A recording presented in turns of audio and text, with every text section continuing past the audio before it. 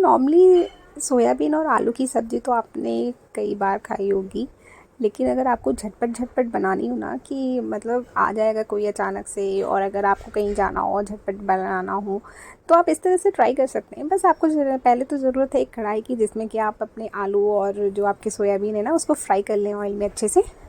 तो ये देखिए हमने यहाँ पे थोड़े से जो ऑयल है वो हमने लिया और उसमें हमने जो आलू है वो अच्छे से एकदम फ्राई कर लिया, और जो तेल जो बचा था ना उसमें हमने सोयाबीन, जब भी आप आलू सोयाबीन दोनों अगर फ्राई कर रहे हैं तो आप कोशिश करिएगा कि सोयाबीन सेकंड टाइम में करिए, क्योंकि जो सोयाबीन है ना वो ऑलमोस्ट सारा जो ऑयल है ना एब्जॉर्ब कर लेता है।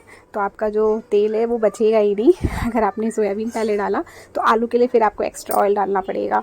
तो आप इस तरह से कर लीजिए। उसके बाद इसको साइड में रखते हुए जो खड़े मसाले हैं वो आप तेल में डालिए, और ये हम बना रहे हैं कुकर में, इसीलिए झटपट झटपट वाली सब्ज़ी है क्योंकि हम बना रहे हैं इसे कुकर में।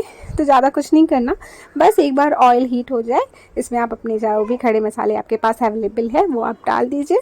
उसके बाद जब ये हो जाए, थोड़ी देर चटक जाए जो आपके खड़े मसाले हैं, तो आप इसमें डाल दीजिए कटे हुए प्याज। तो ये एक पूरा बड़ा सा कटा हुआ प्याज है जो हमने यहाँ पे डाला हुआ है, और बस अब हम इसको थोड़ी देर अच्छे से फ्राई करेंगे।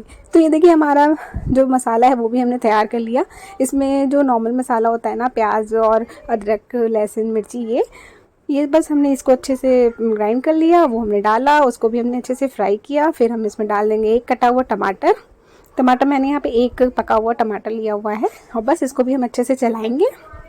तो ये देखिए हमने इसको यहाँ पे अच्छे से चला लिया है, और बस अब हम इसमें थोड़े से और जो पाउडर मसाले हैं हमारे, हम यहाँ पे वो डाल देंगे। तो पाउडर मसाले में यहाँ पे हम हल्दी, नमक, गरम मसाला, जीरा पाउडर, धनिया पाउडर, ये सारे जो हमारे पास मसाले अवेलेबल होते हैं हम यहाँ पे वहीं डाल देंगे जो हमारा मसाला है। तो इस तरीके से हम सारे के सारे मसाले डाल लेंगे। इसमें हम कश्मीरी लाल मिर्च भी थोड़ा डालेंगे जस्ट फॉर कलर।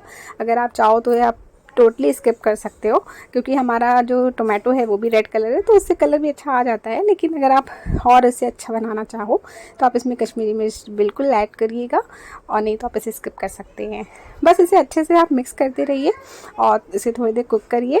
जब ये अच्छे से कुक हो जाए आपके सारे ये मसाले, तो आप इसमें जो फ्राई किए हुए आपके जो सोयाबीन यानी न्यूट्रेला जो है वो आपका, वो और आलू, उन दोनों को अच्छे से इसमें डाल दीजिए, और इन्हें भी थोड़ी देर 1 से 2 मिनट के लिए आप इसे बस कुक करिए। और इसमें आप पानी डाल के इसको बस विसल करना है।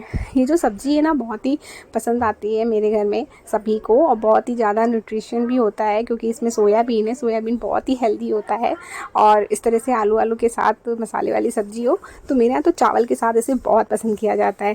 आप ही मुझे बताइएगा कि आपके यहाँ इस तरह की सब्जियाँ किसके साथ अच्छी लगती है, चावल, पराठा, पूरी या रोटी, किसके साथ?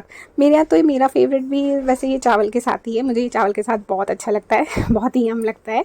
तो अगर हम कभी भी दिन में ये बनाते हैं ना तो हम उसमें फिर दाल वाल नहीं बनाते, दाल उस दिन हम स्किप कर देते हैं। हमारा जो फेवरेट खाना है मोस्टली सब्जी चावल रहता है, तो हम लोग इसको फिर चावल के साथ इंजॉय करते हैं।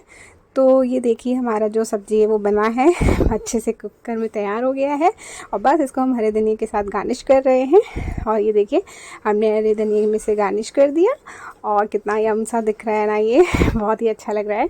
तो अगर आपको भी ये पसंद आए और आपको पसंद ये रेसिपी है तो ज़रूर मुझे बताइएगा, और लाइक करिएगा, शेयर करिएगा, कमेंट करिएगा।